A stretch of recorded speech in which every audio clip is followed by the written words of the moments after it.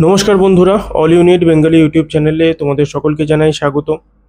চাকরি প্রার্থীদের জন্য একটা খুব বড় সুখবর এসে গেছে এবং সেটা এসেছে এইমস কল্যাণী থেকে। এইমস কল্যাণীতে কর্মী নিয়োগ হতে চলেছে।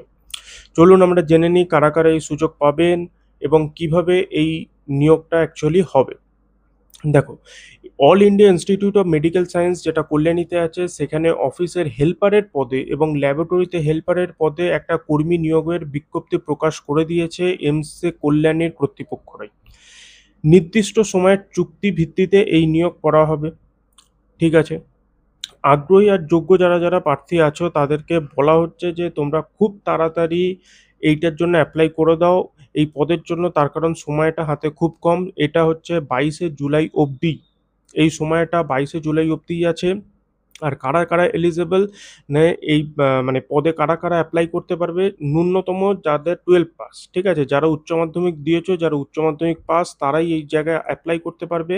আরেকটা জিনিস আমি বলে, সেটা হচ্ছে যে যারা এনএবিএল ল্যাবে আগে কাজ করেছো, যাদের একটা এক্সপিরিয়েন্স আছে, যাদের এর আগে এনএবিএল ল্যাবে যারা কাজ করেছো, তারা অনেক বেশি একটা অগ্রাধিকার পাবে, তারা অনেক বেশি একটা অ্যাডভান্টেজ পাবে। তো তারা তো অবশ্যই এটার জন্য অ্যাপ্লাই করো। ঠিক আছে, দেখো, হয়তো শুরু হবে, ওরা বলছে যে নির্দিষ্ট সময়ের জন্য 6 মাসের জন্য নেব, কিন্তু তুমি যদি সেখানে গিয়ে কাজ ভালো করো, তুমি যদি নিজের 100% দিয়ে যদি তুমি সেখানে কাজ করো, তো সেটাই ধীরে ধীরে দেখবে তুমি পার্মানেন্ট হয়ে যাবে। এবং এইভাবে অনেক অনেক মানুষ এইমস কল্যাণীতেই তারা পার্মানেন্ট একটা কাজ গুছিয়ে নিয়েছে। ঠিক সেভাবেই আমি তোমাকে বলতে চাইছি যে তোমরা যারা এনএবিএল ল্যাবের কাজ করেছো তারা তো অগ্রাধিকার অগ্রাধিকার পাবেই পাবে, এবং যারা এই কম্পিউটার যে অ্যাপ্লিকেশন যেটা বিষয়টা আছে সেটা নিয়ে যারা যারা গ্র্যাজুয়েশন করেছো তারাও অগ্রাধিকার পাবে। তো তারা দুজনে, এরা যারা পড়ছে তারা তো অবশ্যই করো অ্যাপ্লিকেশন, তারা তো অবশ্যই মানে এই অ্যাপ্লিকেশনটা অবশ্যই ভরে দিও এবং নির্দিষ্টভাবে এই পরীক্ষাটা অবশ্যই দিও, তার কারণ তোমরা একটা অ্যাডভান্টেজ পাবে। ঠিক আছে, আর এটা বেশি কেউ জানবে না, সময়ও কম আছে। ঠিক আছে, হাতে মাত্র 2 দিন ওরা সময় দিয়েছে, তো তার মধ্যে যদি তোমাদের এটা হয়ে যায়, তো তুমি ধরে রাখো যে কিছু একটা ভালো অবশ্যই হবে। এবং পেয়ে যাওয়ার পর যদি নিজের 100% দিয়ে কাজ করো, ভালো করো, তুমি দেখবে এটা সময়ের সাথে সাথে ঠিক পার্মানেন্ট হয়ে যাবে। কারণ এইভাবে এইমস কল্যাণীতেই অনেকে একটা নিজের মানে ভালো জায়গা আর একটা পার্মানেন্ট জায়গা গুছিয়ে নিয়েছে। ঠিক আছে, এবার আসি বয়সের ক্ষেত্রে। বয়সের ক্ষেত্রেও একটা সীমারেখা আছে, একটা নির্দিষ্ট শর্ত আছে। যারা যারা আবেদনকারী হবে তাদের ম্যাক্সিমাম যে এজ হতে হবে, সর্বোচ্চ যে বয়স হতে হবে সেটা হতে হবে 45 বছর। ঠিক আছে, আর যারা যারা এটাতে সিলেক্টেড হবে, ঠিক আছে, নির্বাচিত হবে, তাদেরকে প্রতি মাসে 26,800 টাকা করে পারিশ্রমিক দেওয়া হবে। ঠিক আছে, এটা যথেষ্ট ভালো টাকা। 26,800 টাকা করে প্রতি মাসে তোমরা পাবে। ঠিক আছে, তো তোমরা এটাকে অবশ্যই কনসিডার করো। ঠিক আছে, আমি বারবার বলছি এটা কিন্তু অবশ্যই কনসিডার করো, এটা কিন্তু খুব একটা ভালো একটা জিনিস। কারণ আমি একটা কথাই বলছি যে দেখো, আমি বেশ কিছু মানুষকে আমি পার্সোনালিও জানি যারা কিনা প্রথমে বলেছিল যে হয়তো কিছুদিনের জন্য হবে, হয়তো 6 মাসের 8 মাসের জন্য, কিন্তু পরবর্তী ক্ষেত্রে কি কি হয়েছে যে সেটা একটা তারা ঠিকঠাক জায়গায় এবং পার্মানেন্টই হয়ে গেছে এখন। ঠিক আছে, তো যেরকমটা বলছি 6 মাসের জন্য নিয়োগ হলেও প্রকল্পের প্রয়োজন অনুযায়ী মেয়াদ অবশ্যই এটার বাড়বে।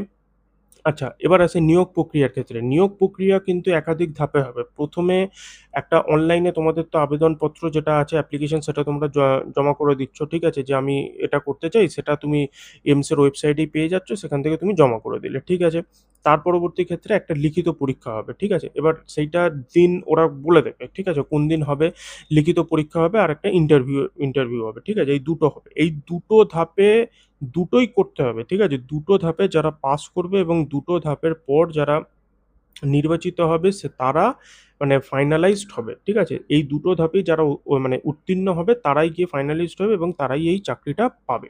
ঠিক আছে, আর এটা এমসের কর্তৃপক্ষ অলরেডি জানিয়ে দিয়েছেন। ঠিক আছে, আর এটা যে আবেদনটা যেটা আছে, এইমস কল্যাণীর যে নির্ধারিত অনলাইন পোর্টাল আছে সেখানে গিয়ে আবেদন করতে হবে।